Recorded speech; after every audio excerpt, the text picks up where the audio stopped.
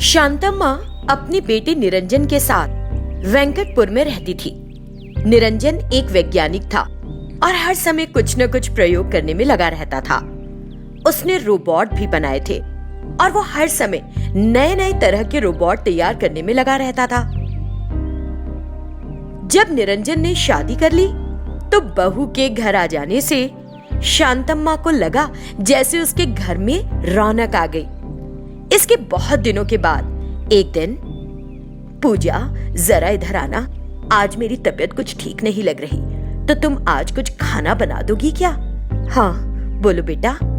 ओह क्यों नहीं माँ जी, मुझे तो खाना बनाना बहुत पसंद है। कुछ देर बाद बनाऊंगी ताकि हम गर्मा गर्म खाना खा सके, नहीं तो खाना ठंडा हो जाएगा ना। मैं कुछ देर के लिए हमारे पड़ोसी पारिजात के घर जाती हूँ, थोड़ी देर में आ जाऊंगी, तब तक तुम खाना बनाकर तैयार रखना। ठीक है माँ जी, आपके आने तक मैं गरम खाना तैयार रखूंगी। पहले मैं जाकर जरा नहा लेती हूँ। लेकिन पूजा ने खाना नहीं पकाया और बस आराम करते करते सो गई। जब उसकी सास वापस आई और खाने के लिए रसोई में गई तो उसने देखा कि सभी बर्तन खाली पड़े हैं। शांतम्मा को गुस्सा तो बहुत आया, लेकिन फिर भी उसने अपने गुस्से पर काबू रखा और पूजा के कमरे में गई। उसे सोते देखकर, पूजा, मैंने तुम्हें दोपहर का खाना बनाने के लिए कहा था, लेकिन तुम सो गई। तुम्हें पता भी है कि कितने बज रहे हैं, तुम बिना खाना वाना पकाए बस सो रही हो।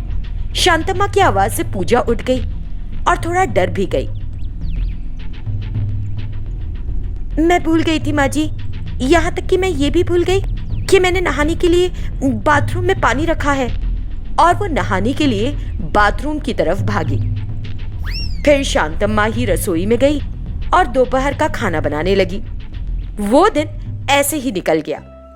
अगले दिन सुबह जब शांतम्मा घर से बाहर निकली तो उसने देखा कि बाकी घरों की लड़कियां अपने घरों के सामने रंगोली बना रही हैं।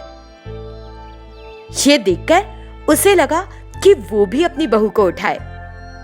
उसने देखा कि पूजा तो सो रही थी। शांतम्मा पूजा के कमरे में गई। जरा उठकर घर के आंगन की सफाई करो, पानी छिड़को। तुम हो कि बस अभी तक सोए ही जा रही हो, ये क्या तरीका है? जब पूजा ने सास की आवाज सुनी तो वो नींद में ही बोली, आप जाओ माँ जी, मैं भी मुंह धोकर बाहर आ जाती हूँ, कर दूंगी। पूजा ने ऐसा कहा तो शांतम्मा बाहर चली गई, लेकिन काफी देर बाद तक भी पूजा बाहर नहीं आई और सोती रही। जब शांतम्मा ने सोचा कि पूजा को कुछ भी कहना बेकार है, वो नहीं सुधरने वाली, तो उसने अपने बेटे से एक बार बात करने का फैसला किया। क्या हुआ माँ, कुछ परेशानी है क्या? तुम आजकल बहुत थकी थकी लगती हो और उदास भी। क्या बताऊं, मुझे लगा था कि बहू आएगी तो मैं घर की जिम्मेदारियों से मुक्त हो जाऊंगी, लेकिन ये तो ना खाना बनाती है, ना झाड़ू लगाती है, ना ही बर्तन धोती है। इतनी आलसी है कि कभी जल्दी नहीं उठती और अपने ही काम करना भूल जाती है। कैसे चलेगा इस तरह? अच्छा, आपने मुझे ये बात पहले क्यों नहीं बताई, वरना मैं उससे पहले ही बात कर लेता और उसे समझा देता। देखो बेटा, तुम दोनों की नई नई शादी हुई है और मैं नहीं चाहती कि किसी भी बात से तुम दोनों के बीच कुछ नोकझोंक हो। मैंने सोचा था कि धीरे धीरे वो खुद ही घर के तौर तरीके समझ जाएगी। अपनी माँ की बातें सुनकर निरंजन गहरे विचार में पड़ गया और बोला, ठीक है, मैं उससे ऐसा कुछ नहीं कहूँगा, लेकिन मैं सोचता हूँ कि ये सब कैसे ठीक किया जा सकता है। निरंजन ने फिर अपने बनाए एक रोबोट की चिप ली और पूजा के शरीर में लगा दी। पूजा को उसके साथ कुछ भी होने की जरा भी भनक नहीं लगी और वो आराम से सोती रही। अगले दिन सुबह जब शांतम्मा उठी तो देखा कि घर का सारा काम हो चुका है। घर एकदम चमक रहा था और साथ ही किचन में से खाने की बड़ी अच्छी खुशबू आ रही थी। शांतम्मा को ये सब देखकर बड़ा अच्छा लगा, लेकिन हैरानी भी हुई कि आखिर ये सब किसने किया है। फिर उसने जाकर देखा तो पूजा अपने कमरे में नहीं थी, बल्कि किचन में खड़ी होकर खुद अपने हाथों से खाना बना रही थी। तभी निरंजन वहां आया। माँ, अब तो सब ठीक है ना? क्या ये सब पूजा ने किया है बेटा? ये सब काम तो जैसे मैं चाहती हूँ बिल्कुल वैसे ही किया गया है। ये कैसे हुआ? मैं तो बड़ी खुश हूँ। तूने कुछ किया क्या? ये एक बहुत बड़ा राज है माँ। राज जो भी हो, लेकिन ये हो बहुत अच्छा गया। मेरा तो बुढ़ापा सुधर गया। उनके दिन सुचारू रूप से बीतने लगे, लेकिन काम करने की वजह से पूजा के शरीर में तेज दर्द होने लगा। फिर उसने एक दिन अपने पति को इस बारे में बताया। सुनो, आजकल मेरे शरीर में बड़ा तेज दर्द होता है, खासकर मेरी गर्दन में। मैं इसे सहन नहीं कर पा रही हूँ। ऐसा लगता है जैसे शरीर एकदम सख्त हो गया हो, लचीलापन जाता जा रहा है। निरंजन ने कुछ देर सोचा और उसे सच बताने लगा। देखो पूजा, पहले तुम इतनी आलसी थी कि कोई भी काम नहीं कर रही थी। माँ को लग रहा था कि तुम उनकी मदद करोगी, लेकिन बजाय इसके तुम एक आलसी लड़की की तरह पड़ी रहती थी। इसीलिए मैंने तुम्हारे शरीर में रोबोट चिप लगा दी और तुम इतनी अच्छी तरह से काम करने लगी। लेकिन मुझे लगता है कि इस चिप की वजह से ही तुम्हारे शरीर में दर्द हो रहा है। चिंता मत करो, मैं इसे निकाल देता हूँ। लेकिन तुम माँ की मदद करना मत छोड़ना। काम करने से तुम्हारी सेहत भी अच्छी रहेगी। और निरंजन ने वो चिप तुरंत हटा दी। अब इस दर्द के बाद मुझे अपनी गलती समझ में आ गई है। मैं काम में माँ जी का हाथ बटाया करूंगी और मैं अब कभी आलस नहीं करूंगी। इस तरह मुझे माँ जी के साथ समय बिताने का मौका भी तो मिलेगा। उस दिन से पूजा एक अच्छी बहू की तरह जिम्मेदारी से अपना घर संभालने लगी। ये देख निरंजन और शांतम्मा बड़े खुश हुए। सुभद्रा एक बहुत ही भली औरत थी और उसके गांव वडोदरा में उसका सब बड़ा सम्मान करते थे। उसके 2 बेटे थे, गणेश और चरण। उन दोनों की अभी शादी नहीं हुई थी। एक दिन सुभद्रा ने उन्हें बिठाया और अपने मन की बात बताने लगी। देखो मेरे प्यारे बेटों, अब मैं बूढ़ी हो रही हूँ और अकेले घर का काम नहीं संभाल पाती। मैं चाहती हूँ कि तुम दोनों की शादी कर दो। फिर अगर 1 साल में तुम दोनों ने मुझे पोते दे दिए तो कुछ साल उनके साथ खेलकर इस दुनिया से विदा हो जाऊंगी। ऐसा क्यों बोल रही हो माँ? क्या हमने आपकी किसी बात के लिए कभी मना किया है? लेकिन ये दुनिया से जाने वाली बात दोबारा मत करना। मैं आपको कई बार बताना चाहता था माँ, मैं जिस कंपनी में काम करता हूँ वही काम करने वाली एक लड़की मुझे पसंद है। लेकिन अभी तक बड़े भाई की शादी नहीं हुई है और अगर मैं इसके बारे में बात करूं तो आप पता नहीं क्या कहोगी। ये सोचकर मैंने कुछ नहीं कहा, लेकिन मैं शादी करूंगा तो उसी लड़की से। अरे अगर तुमको वो लड़की पसंद है तो हमें बताना चाहिए था। हम बहुत पहले ही तुम्हारी शादी कर देते। तुमने अपने दिल तक रखी बात। देखो गणेश, तुम्हारे भाई ने तुम्हारा इंतजार किया क्योंकि वो तुमसे पहले शादी नहीं करना चाहता। अब तुम बताओ कि तुम्हारे मन में क्या है, अगर तुम्हें भी कोई लड़की पसंद हो। माँ, भाई ने अच्छी पढ़ाई की है और अब एक अच्छी कंपनी में काम करता है। ये तो आज का मॉडर्न लड़का है। मैं तो एक सीधा साधा लड़का हूँ, मुझे ये सब नहीं पता। ठीक है बेटा, मैंने तुम्हारे लिए एक लड़की पसंद कर रखी है और मेरी इच्छा है कि तुम उससे शादी करो। क्या मैंने कभी तुम्हारी किसी बात से इनकार किया है माँ? जैसा तुम चाहती हो वैसा ही होगा। फिर सुभद्रा ने अपने दोनों बेटों की शादी करवा दी। दोनों बहुएं घर आईं और घर खुशियों से भर गया। बड़ी बहू गरीब परिवार से थी और छोटी बहू धनी परिवार से। धीरे धीरे घर में ये फर्क हावी होने लगा।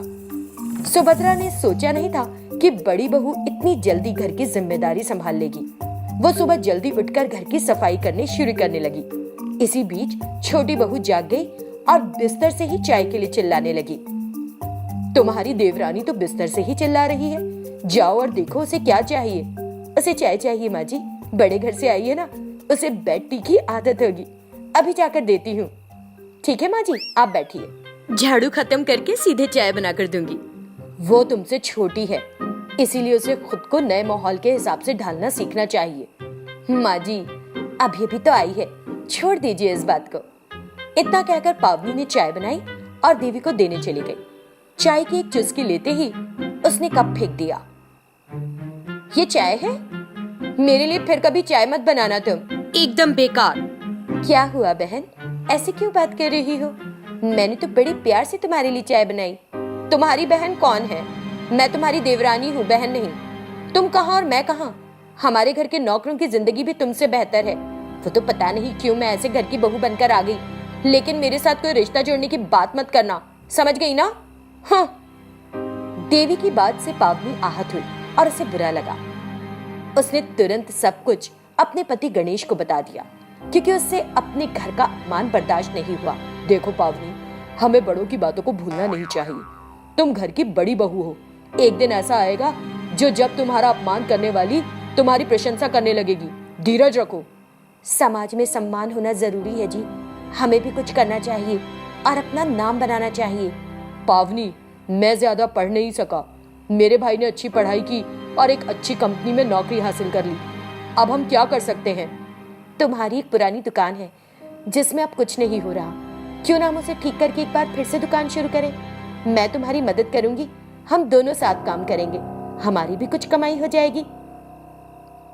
गणेश को पावनी की बात पसंद आई और उसने तुरंत अपनी माँ सुभद्रा से बात करके एक बार फिर से नाश्ते की दुकान शुरू करी। घर में बड़ी और छोटी बहू की बन नहीं रही थी। इसकी जानकारी सास को भी थी। ऐसे ही दिन बीत रहे थे। एक दिन अचानक सुभद्रा को चक्कर आया और वो बेहोश हो गई। दोनों बहुएं घर पर ही थीं। माँ जी, माँ जी, क्या हुआ माँ जी? उठिए ना। क्या हुआ होगा? अभी बूढ़ी हो गई हैं तो चक्कर खाकर गिर पड़ी। इन्हें तो बिस्तर पर ही पड़े रहना चाहिए। पावनी ने गणेश को बुलाया और दोनों सुभद्रा को लेकर तुरंत अस्पताल गए। डॉक्टर ने उसकी जांच की और जो पता चला उसने दोनों को चौंका दिया। देखिए, इनके पेट में सीरियस इन्फेक्शन है। इनका तुरंत ऑपरेशन करना पड़ेगा। इसमें 2 लाख का खर्च आएगा। पैसे की व्यवस्था करके काउंटर पर जमा कर दे ताकि हम सर्जरी जल्दी से शुरू कर सकें। डॉक्टर की बात सुनकर पावनी और गणेश चिंतित हो गए। उन्होंने तुरंत जाकर अपने छोटे भाई से बात की। देखो भाई, तुम बहुत समय से एक अच्छी कंपनी में काम कर रहे हो। मेरे पास ज्यादा पैसा नहीं है। माँ के ऑपरेशन के लिए जल्दी कुछ करो। जैसे ही गणेश ने ऐसा कहा, देवी बीच में बोल पड़ी। देखिए जेठ जी, मेरे पति के पास इतने पैसे कहाँ से आएंगे? आपने भी तो हाल ही में नाश्ते की दुकान शुरू की है। आपने भी तो कुछ पैसे कमाए होंगे। आप वो खर्च करना नहीं चाहते और मेरे पति को लूटने की कोशिश कर रहे हैं। देवी की बात सुनकर गणेश का चेहरा गुस्से से तमतमा गया, लेकिन उसने खुद को नियंत्रित कर लिया क्योंकि वो उसके भाई की पत्नी थी।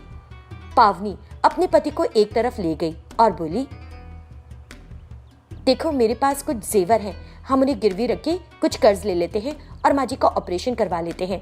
अपनी कमाई से हम धीरे धीरे कर्ज चुका देंगे, लेकिन अभी हमें माँ जी को बचाना है। पावनी ने कर्ज ले लिया और सास का ऑपरेशन हो गया।